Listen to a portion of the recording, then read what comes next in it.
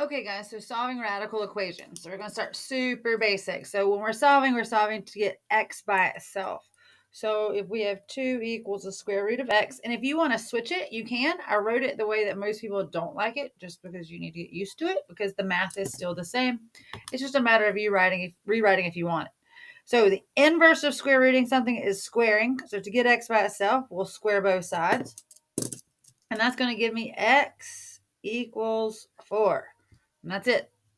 So when they're just a square root equals a number, you're going to square both sides and rock and roll. So super easy. So our answer for that one, x is going to be 4. And then for our second one, so this is a square root, because remember, when there's no number in the ditch, then you assume it's a 2. But this is a cube root, so it's a 3 in the ditch. So instead of squaring it, we are going to rewrite it over here for work's sake. But instead of squaring it, we're going to cube it. So raise it to the 3rd power. And that means 2 times 2 times 2. So 2 times 2 times 2 equals x. And that's going to be 8 equals x. So our answer for that one is 8. So again, inverse of any root is raising it to that number. So if it's the 3rd root or the cube root, square root, if it's to the 4th root, we'll raise it to the 4th power. If it's to the 8th root, you're going to raise it to the 8th power. So super basic when there's nothing attached to that square root guy. Now, again, the idea is you're getting this x, the square root of x by itself. So this is a square root, so we know that's an imaginary 2 in there. But we have 2 times the square root of x equals 6 as that equation is written. So to get x by itself, this would just be like 2x equals 6. We're going to divide both sides by 2. So the square root of x, because these go away now, equals 3. And then now it looks just like it did in number 1. So we are going to square this side to get rid of that root. And if you do it to one side, you have to do it to the other. So that means that our root goes away, our square goes away, and x is going to equal 9 all day. All right, so that one is when the 2 is on the outside in the front, so multiplying. So undo multiplication, you do division, right? Okay, so this guy's a little different because all of it is underneath the root bar. So it's not a multiplication, it's all underneath the root bar. So the very first thing we want to do is get things out from underneath the root bar, which means get rid of the root bar. You can think of this as in parentheses inside here.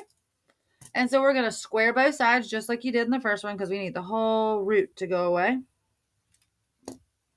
And again, that means that root is all that squaring takes care of. So it's going to be x minus 2 equals 9, because 3 times 3 is 9. And then back to basic solving of equations, we're trying to get x by itself. So we're going to add 2 to both sides, because that's the inverse of subtraction. And when it crosses the equal marks, you have to take the inverse to get it to move. So x equals 11 for this guy. All right, then our next one's just slightly different, because now the minus 2 is not underneath the root bar. So instead of squaring it first, we need to get rid of the 2 first before we can even address the square root problem. So at that rate, we are going to add 2 to both sides.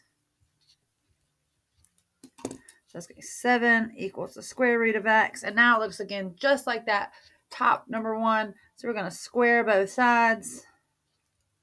And x is going to equal 49. Now, so the call out again is when the minus or plus or anything is on the outside of the root bar, do it first. Anything outside of the root bar, do it first. Get rid of it first and move it around. And then you can start dealing with your root bar. But in the example before, all of this was underneath the root bar, so we had to get rid of the root first. There was no operations happening outside of the radical. Alrighty, so now we're going to attack all of those things at one time. So the first question you want to ask yourself is, what's happening outside of the root bar? And this is a square root because there's no number there. And that would be your 4. So we are going to divide both sides by 4, because that's how you undo the multiplication of 4. And whatever you do to one side, you need to do to the other. So we now have the square root of x minus 2, and all that's underneath there. 12 divided by 4 is going to give me 3. Now everything is underneath the root bar, so we're going to square both sides, because that gets rid of our root bar. So x minus 2 equals 9. Almost there. We need x by itself, so we're going to add 2 to both sides. So we got another 9. I mean, x equals 11 again. I'm sorry, x equals 49 up here. All right, so that's our first page. Let's keep on boogieing. They're just getting progressively a little more complex, hopefully, is the way you're seeing them coming. All right, so our next one. So this is 3 times the cube root. So same idea, that little 3's hanging out in there, plus 6 equals 9. So this is my root, cube root. So I can't touch it right now. I need to move everything else first. So if we're thinking 3 times the cube root of x plus 6 equals 9, we're going to cross equal marks. I'm going to subtract 9 from both, subtract 6 from both sides. And that means 3 times the cube root of x is now equal to 3. And then that 3 is multiplication on the outside. So to undo multiplication, we're going to divide by 3 on both sides.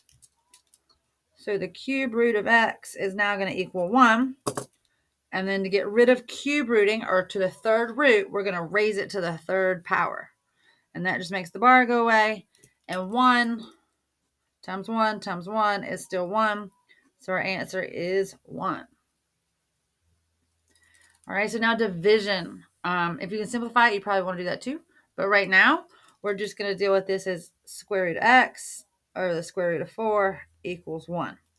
Now, ideally, we know the square root of 4 is 2. So we can go ahead and simplify that and turn that into 2. So the square root of x over 2 equals 1. And then from there, we need the 2 to come out of the bottom, because this is literally the square root of x divided by 2. So since it's divided by 2, the inverse of that is going to be multiplication. So we're going to multiply everything by 2. And again, that's just going to get rid of the 2 that's on the bottom. So now we have square root of x equals 2. Looks just like number 1. So since it's the square root, we're going to square both, because that's the inverse of square rooting. And that's just going to get rid of our root sign, and x is going to equal to 4. So x equals 4. Awesome job.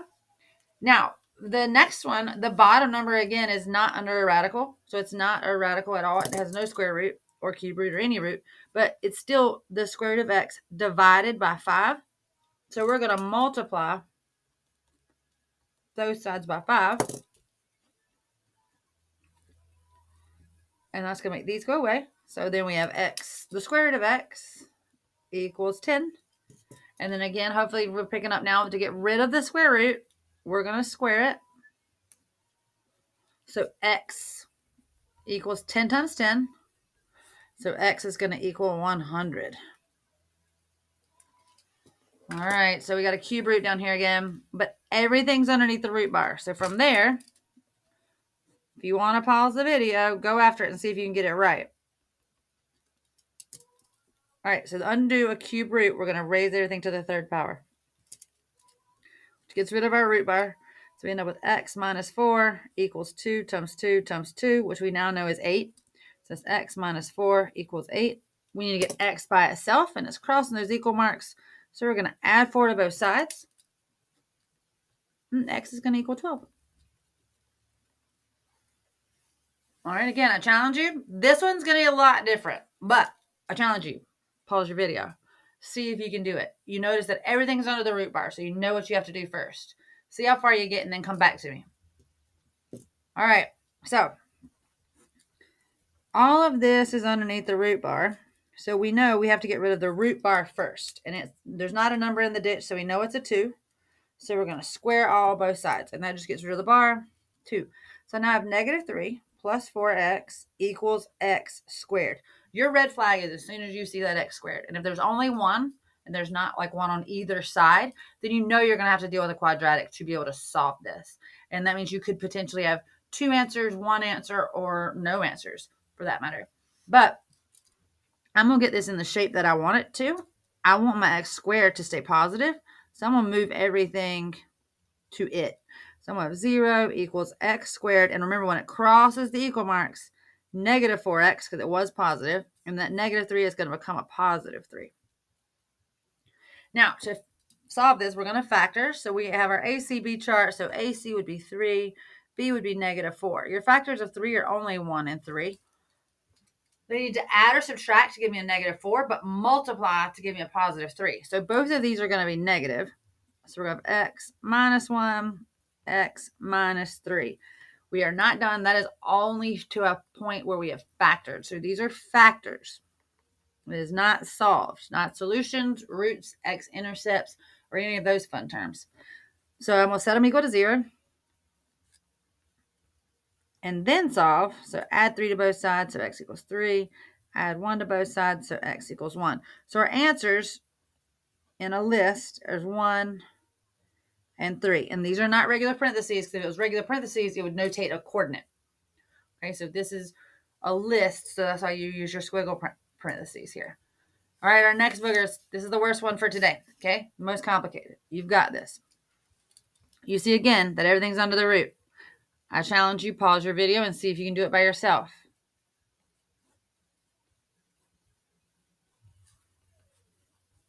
All right, in great hopes that you actually paused your video, because realistically, if you mess up now, nothing happens to you besides you fix it. Later on a quiz, on a grade, on a Delta Math, on an IXL, or something else of that nature, you're losing points, guys. So this is the time for you to be trying problems. So we see that everything on the left-hand side is underneath the root bar. We need to get rid of that. So we square both sides. Now, x minus 8, as a reminder, when it is squared, means this is going to be written 2 times because it's itself times itself. And then on our other side, we have 57 minus 8x because we just got rid of our root bar. Now you can do FOIL, box method. If the distributive property, makes more sense to you, do that as well. Whatever works. So x times x is going to give me x squared. X times a negative 8. This gives you a negative 8x. Then we have it again, negative 8 times x, negative 8x. And then 8 times negative 8 is 64. It's going to be a positive 64. So I now have x squared minus 16x plus 64. Then I have a negative 8x on this side and 57 on this side. My x squared is positive on this side, so I'm going to move all of this way, again, because I like to keep the x squared positive because it makes it easier for factoring and all the fun solving portions of quadratics. So I'm going to add 8x to that 16x, and I'm going to subtract 57 because he was positive, so he becomes negative, was negative, so it becomes positive. That gets rid of everything on that side. So 0 equals x squared minus 8x, and then 54, should be 7, positive 7. Yep. All right, so again, we need to add to give me a negative 8, but multiply to give me a positive 7. So our ACB chart would be 7 and negative 8. 1 and 7, again, are your only factors. And they add to give me a negative 8 if they were both negative, and they would multiply together if they were both negative and give me a positive 7. So again, we're going to have x minus 7, x minus 1. This is our factored form, or factors. You want to push a little further because we need solutions and answers. Set them both equal to 0. So we're going to have a positive 7 and a positive 1. So our answers are positive 7 and positive 1. Great job, guys. Hope you got it down. Holler if you need me.